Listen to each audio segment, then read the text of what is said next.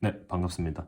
자, 저번 시간에 이어서 저희가 Centroid of Perimeter Line에 대한 그 연습 문제 두 번째 시간을 한번 가져볼 건데요.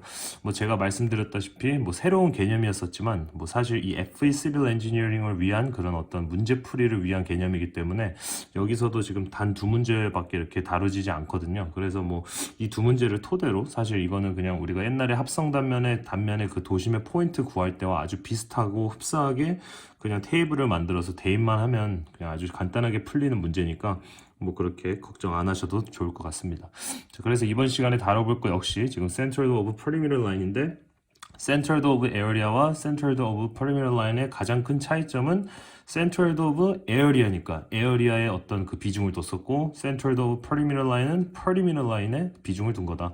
그래서 결국에는 그들의 센트로이드를 찾는다는 소린데 Perimeter Line이라는 것은 이제 Perimeter Line이 이제 해석을 하면은 둘레라는 의미를 갖고 있댔죠. 그래서 이런 이제 T자 형광 같은 이런 단면을 가지고 있는 합성 단면에 이런 둘레들 뭐 여기 이런 애들을 이제 다 갖다 더하면 둘레가 되는 거죠.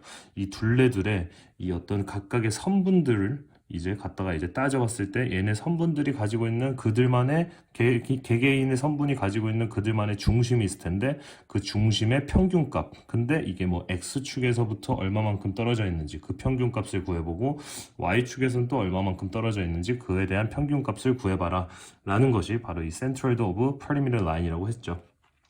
그래서 저번 시간에는 저희가 이제 약간 앵글 같이 생긴 L자 모양의 그런 단면을 갖다가 우리가 했었는데 그때는 이제 우리가 X의 좌표 값을 구하라고 했었어가지고 P의 Y 그러니까 P라는 것은 제가 단면 1차 모멘트와 비슷한 개념으로 이해하기 위해서 PX, PY 이런 식으로 이제 표현을 했는데 그때 X에 대한 좌표가 필요했기 때문에 우리가 PY라는 어떤 의미의 이런 축에서부터 얼마만큼 떨어져 있는지를 보기 위해서 PY라는 식을 만들어서 이렇게 풀어 나갔었다 이거죠. 근데 이번 시간에는 이제 저번 시간에는 x에 대한 좌표만을 구해봤지만 이번 문제 같은 경우는 7번 문제인데 이번 문제는 그 x의 평균값에 대한 좌표와 y의 평균값에 대한 좌표를 두 가지를 다 구해봐라 라는 것입니다. 그러니까 저번에 우리가 뭐 테이블을 하나를 그렸었다면은 이번에는 이제 테이블이 두 가지가 필요하겠죠. 뭐 역시 뭐 문제 푸는 그 어떤 접근법이나 이런 것들은 너무나 다 똑같고 뭐 간단한 문제 풀이가 될 것 같아서 그냥 뭐 한번 빠르게 또 정리를 하면서 한번 문제를 풀어보도록 하겠습니다. 먼저 x의 좌표, 뭐 y의 좌표를 구할 건데 저번처럼 우리가 x의 좌표부터 한번 먼저 구하는 식으로 문제를 한번 들어가 보도록 하겠습니다. 뭐 간단하게 이제 저번에 했던 것처럼 py라는 것은 이제 우리가 gx, gy 단면 1차 모멘트의 그 어떤 방정식과 아주 똑같은데 그 큰 차이가 뭐냐면은 perimeter line의 그 라인에 대한 length의 길이와 그리고 Centered of Area에서는 area가 그 맥의 변수가 됐었다는 거죠. 그래서 이 py라는 것은 어떻게 정의가 되냐면은 인테그랄에 이 y니까 이 py라는 것은 이 y축에서부터 얼마만큼 떨어져 있는지를 물어보고 있는 거니까 얼마만큼 떨어져 있다는 소리는 거기에 해당하는 이 x의 좌표값이 변한다는 사실을 알 수 있죠. 그래서 여기가 x가 들어가고 이것을 갖다가 perimeter line이기 때문에 그 아주 미소의 그 라인에 대한 그 어떤 조각을 갖다가 우리가 전체를 적분한다라고 이렇게 표현을 한다 했죠. 그래서 요거를 이제 시그마가 들어간 식으로 바꿔보니까 시그마 x의 전체 그 l을 다 이제 곱해가지고 다 짝 더해가지고 나열한 다음에 요렇게 하면은 이제 p y의 값이 되는데 여기서 만약에 우리가 x의 평균값을 구해라 라고 한다면은 우리가 단면 1차 모멘트에서 배웠던 거와 아주 마찬가지로 py를 전체 l 값으로 나눠주면 되니까 이 py라는 것은 방금 우리가 여기서 구했었듯이 x의 l 이렇게 표현할 수 있고 전체 l인 즉 이것은 바로 이 전체 합성 단면의 둘레의 길이가 되겠죠. 이렇게 해주니까 x의 밥값을 구할 수 있었다라는 거죠. 역시 뭐 px도 마찬가지겠죠. 혹시 모르니까 한 번 더 써드리자면은 이번에 역시 px라는 것은 우리가 임의의 축을 이렇게 해서 px라는 것을 갖다 잡아가지고 여기서부터 이 선분들이 가지고 있는 그 중심의 포인트까지 얼마만큼 떨어져 있는가를 갖다 이제 판단하려고 하니까 우리가 거기에 해당하는 이 y의 좌표값을 이제 구할 수 있다는 거죠. 그래서 인테그랄에 y의 역시 perimeter line에 대한 센트로이드를 찾고 있기 때문에 뒤에 l로 이렇게 표시를 할 수 있겠고 시그마가 들어가면 식으로 바꾸면은 y의 l 이렇게 되겠죠. 다 똑같겠죠. 역시 y의 바라는 우리가 지금 문제에서 원하는 그 값을 구해주기 위해서는 전체 px를 갖다가 전체 둘레로 나눠주면 되니까 px는 시그마의 y의 l이 되고 전체 둘레 l로 나눠준다면 우리가 y의 바값을 구할 수 있다. 그래서 결국에 얘랑 얘를 이 합성 단면에 대해서 한번 풀어봐라 라는 것이 이번 문제가 되겠어요. 자, 그래서 우리가 한번 얘에 대한 식이 필요하겠고 얘에 대한 테이블이 필요하겠고 얘에 대한 테이블이 필요할 것 같으니까 하나하나 우리 차근차근 첫 번째 거부터 한번 해보도록 할게요. 자, 그래서 이제 한번 py를 우리가 구할 거니까 py 써주시고, py를 갖다가 쓸 때 x와 l이 필요하니까 x가 필요할 것이고 l이 필요할 것이고 x와 l이 곱해진 그 값이 필요하겠죠. 그 다음에 이 세로 축에다가 우리가 뭘 써야 되는지 봤더니 우리가 단면, 그 합성 단면에서 우리가 뭐 도심의 포인트를 찾거나 혹은 저번 시간과 마찬가지로 지금과 같은 문제를 이렇게 다뤘을 때 우리가 항상 그 단면을 나눠주던 아니면 이런 둘레들이 가지고 있는 라인을 나눠주는 그런 연습을 했었었죠. 역시 마찬가지로 이 둘레에 대한 것을 지금 우리가 구해야 되니까 둘레를 한번 나눠보자는 거죠. 그러면 여기서부터 한번 시작해서 여기가 1번, 그러니까 요 라인이 1번이 되고 요 라인이 2번, 3번 라인, 4번 라인, 5번 라인, 6번 라인, 7번 라인, 8번 해서 이렇게 8개의 라인으로 이루어져 있는 그런 이제 합성 단면이 되겠죠. 그러니까 이제 여기가 1번, 2번, 조금 작게 쓸게요. 3번, 4번, 5번, 6번, 잘리겠는데 어쩔 수 없을 것 같습니다. 자, 이렇게 해서 이제 풀어보자는 거죠. 자, 그래서 1번부터 한번 우리가 넣어주면은 빨간색으로 한번 이제 채워가기만 하면 되죠. 1번에 대한 이 x의 값이라는 것은 무엇이었냐면은 제가 말씀드렸다시피 py라는 것은 지금 여기에 이미 y축과 x축이 이 단면의 연단축에 이렇게 두 가지 축이 이렇게 존재하는 상태에서 py라는 것은 연단축에서 시작해서 이 각각의 라인들이 가지고 있는 그들의 도심의 포인트까지의 x값을 원하고 있는 거니까 우리가 한번 이 각각의 라인들에다가 도심의 포인트를 또 한번 이렇게 마킹을 해주면은 좀 더 이제 이해가 쉽겠죠. 1번 같은 경우는 이렇게 생겼으니까 여기에 가운데인 저 포인트가 될 것이고 2번의 가운데, 3번의 가운데, 4번, 5번, 6번, 7번, 8번 이런 식으로 이런 식으로 이렇게 표현을 해주면 되겠죠.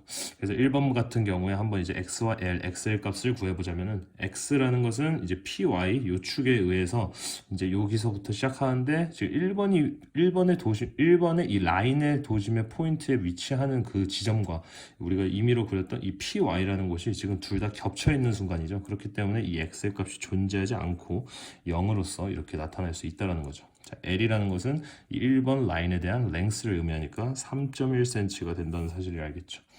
X 곱하기 L이라는 것은 2를 곱하자는 거니까 0이 되겠네요. 자, 2번의 중심의 포인트는 여기니까 이 PY라는 것은 맨 끝에였죠. 여기서부터 얼마만큼 떨어졌는지 한번 보자 이거죠. 그러면 지금 여기가 4.5고 2.5니까 2번과 6번이 가지고 있는 길이가 2cm니까 하나당 1cm가 되겠어요. 그렇죠? 4.5에서 2.5 뺀 다음에 두 개니까 나누기 2를 해서 1cm, 1cm가 된 겁니다. 지금 그림을 보니까 제가 지금 다시 보니까 살짝 길이가 다른 것 같은데 둘이 지금 같은 이런 약간 대칭의 상태를 지금 이루고 있는 그런 합성 단면이라는 점 이렇게 알아주셨으면 합니다. 자, 그래서 이 전체 길이가 1cm니까 당연히 2번에 대한 그 선의 중심 포인트는 당연히 0.5cm가 위치하는 지점에 있겠죠. 그러니까 여기서부터 0.5만큼 이동하면은 그게 바로 우리가 필요로 하는 이 x의 값이 되겠죠. 랭스라는 것은 전체 랭스니까 1이 되겠고 x와 l을 곱하니까 0.5가 된다. 자, 3번의 중심 포인트는 여기니까 여기서부터 요만큼 와야 되니까 바로 여기서부터 여기까지 거리는 1cm였죠. 그러니까 3번은 1이 되고 3번이 해당하는 전체 랭스의 길이는 5cm가 된다는 거죠. 그러면 1 곱하기 5는 또 5가 되고 글씨를 제가 조금 더 작게 썼어야 되는데 자, 4번 같은 경우 해보면은 요 포인트가 요 연단축에서부터 얼마만큼 받는지 했더니 여기가 2.5니까 요 반까지의 거리는 얘의 절반인 1.25 정도가 되겠죠. 여기가 1.25고 여기서부터 떨어진 거를 궁금하니까 1cm에다가 1.25까지 더해주면 되겠네요. 1cm에다가 1.25 더하니까 2.25가 되겠고 그렇죠? 4번에 대한 전체 랭스는 2.5cm가 된다. 그래서 x 곱하기 l을 이제 계산기를 해보면 5.625 제가 말씀드리지만 이렇게 좀 소수점이 길어도 웬만하면은 다 써주는 거. 그러니까 한 세 자리 정도까지는 써주면은 좀 더 이게 답이 깔끔하게 나옵니다. 그래서 세 자리 정도 써주시는 걸 추천드리고요. 그리고 이제 5번 같은 경우는 중심 포인트 여기인데 여기서부터 여기까지니까 1cm와 2.5cm를 더하면은 이 x 값을 나타낼 수 있겠죠. 그러니까 3.5가 되겠죠. 3.5에다가 5번의 길이 역시 여기 5cm가 되겠고, 그럼 5 곱하기 3.5 하면 17.5. 자, 그 다음에 6번 같은 경우는 여기니까 여기 포인트는 여기서부터 여기까지는 0.5죠. 그렇죠? 우리는 이 라인에서부터 6번의 중심까지를 원하니까 0.5에다가 1 더하고 2.5 더하면 되겠죠. 그러니까 4cm가 된다는 거죠. 거기다가 6에 대한 전체 랭스는 1cm니까 4 곱하기 1은 4다. 7번은 여기니까 여기서부터 여기까지의 거리가 바로 위에 보시면은 4.5cm 써 있죠. 4.5가 되겠고, 7번에 대한 전체 라인 랭스는 3.1cm. 3.1 곱하기 4.5 하면 13.95가 나오고요. 자, 그리고 마지막 8번은 이제 이 8번에 대한 중심은 여기니까 여기서부터 8번에 대한 중심까지는 4.5의 절반인 2.25가 되겠죠. 2.25가 되고, 거기에 해당하는 랭스의 길이는 4.5다. 8번의 전체 랭스의 길이는 4.5니까 2.25 곱하기 4.5를 해주시면은 10.125가 돼요. 자, 그래서 우리가 지금 필요한 것은 이 x의 밥값이라는 것을 구하라니까 x의 밥값을 구하기 위해서는 우리가 얘가 필요하고 얘가 필요하다는 거죠. 걔라는 것은 지금 이 두 가지 컬럼이 필요하다는 거죠. 이 전체 이 엑셀 값이 지금 각각의 라인마다 값이 다 나왔는데 이걸 다 넣어주고 이 랭스 역시 다 더해주면 된다. 그래서 우리가 표시하기 쉽게 이렇게 시그마를 이렇게 한번 써주자는 거죠. 그래서 얘를 다 더한 거를 써주고 다 더한 거를 여기다 한번 계산해서 써보도록 하겠습니다. 3.1 더하기 1 더하기 5, 2.5, 5, 1, 3.1, 4.5 25.2가 나오고 0.5, 5, 5.625, 17.5, 43.9 56.7이 나옵니다. 자, 그렇기 때문에 우리가 구하고자 하는 x의 밥값이라는 것은 뭐 여기 써 있는 대로 x를 l로 나누는 거니까 이 값을 얘로 나누면 된다는 거죠. 56.7을 갖다가 25.2로 나누면은 2.25cm가 나오게 됩니다. 그럼 2.25cm하고 딱 보기를 보니까 C와 D로 2.3cm로 써 있는데 어쨌든 2.25가 뭐 반올림하면 2.3이니까 C와 D로 이제 좁혀지죠. 그럼 이제 나머지는 이 Y의 좌표에 따라서 이게 답이 이제 결정이 나겠죠. Y 좌표 어떻게 구하냐면은 역시 똑같이 마찬가지로 이제 그래프를 테이블을 만들어서 풀면 되겠죠. 여기다 하나 써놓을까요? X의 바가 2.25cm 값이었죠. 자, 이번에는 PY.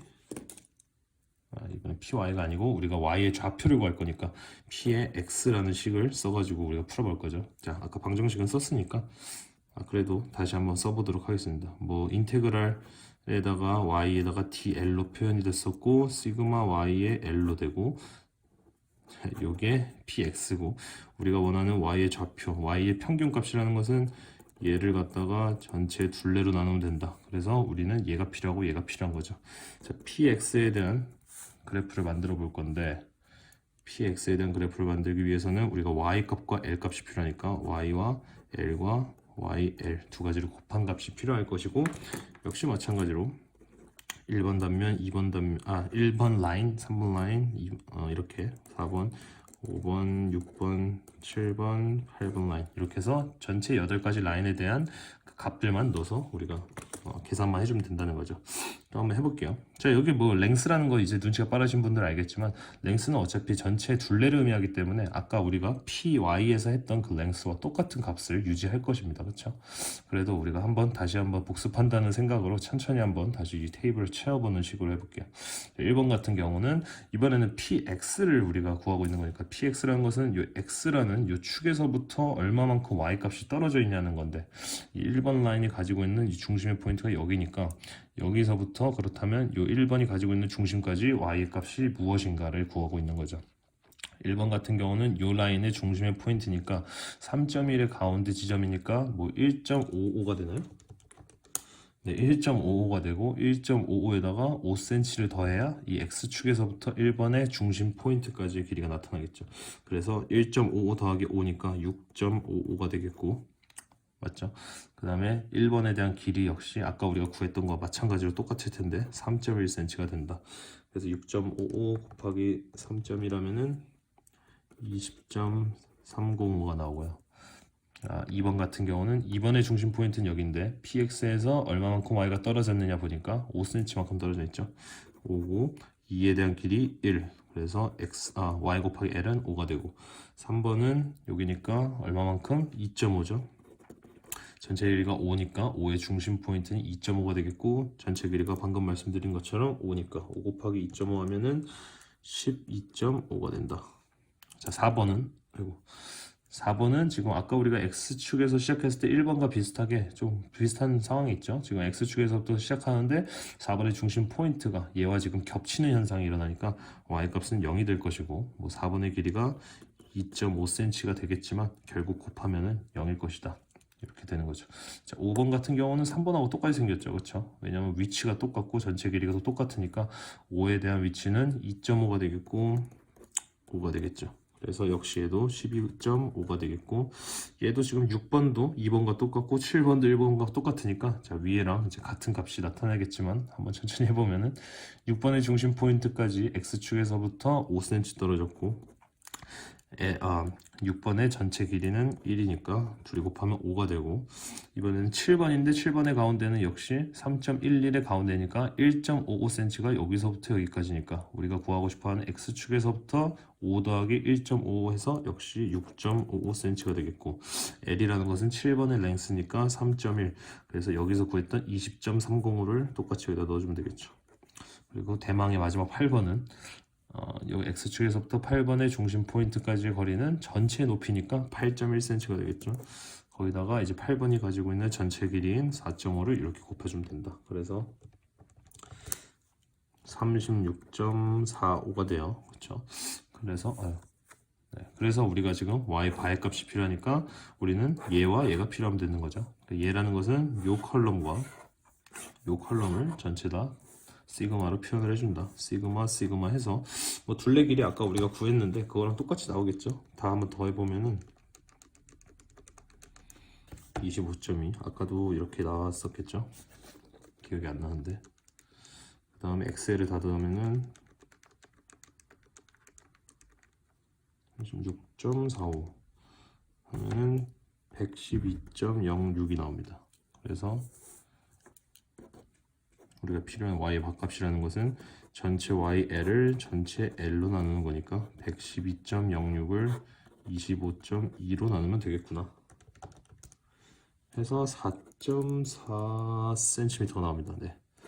그래서 이 y의 밥값이라는 것은, y의 평균값이라는 것은 4.4cm가 되고 x의 반은 2.3cm가 되네요. 그래서 정답이 이제 C가 되는 겁니다. 자, 이렇게 해서 우리가 이제 센트로이드 오브 페리미터 라인에 대해서 풀었는데, 뭐 사실 아시겠지만 되게 쉬웠던 문제였고, 뭐 간단한 기본적인 개념이 단면 1차 모멘트에서 우리가 구했었던 이 어떤 합성 단면의 도심의 포인트를 찾을 때와 아주 비슷한 접근법을 가지고 있다 라는 것을 이제 생각해 주시면 될 것 같고요.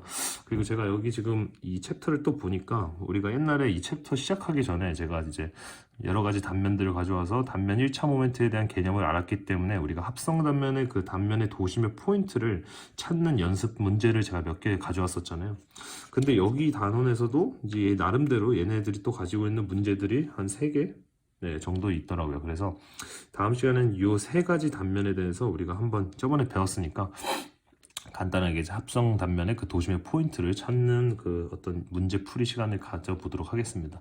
뭐 저희가 뭐 아까도 말했고 계속해서 말하고 있지만 역시 단면 1차 모멘트에서 합성 단면의 도심의 포인트 찾을 때랑 이 합성 단면의 둘레의 중심의 포인트 찾을 때랑 결국에 같은 식으로 요 px 대신에 gx만 들어가면 되고 L 대신에 에어리아만 들어가면 되는 거죠.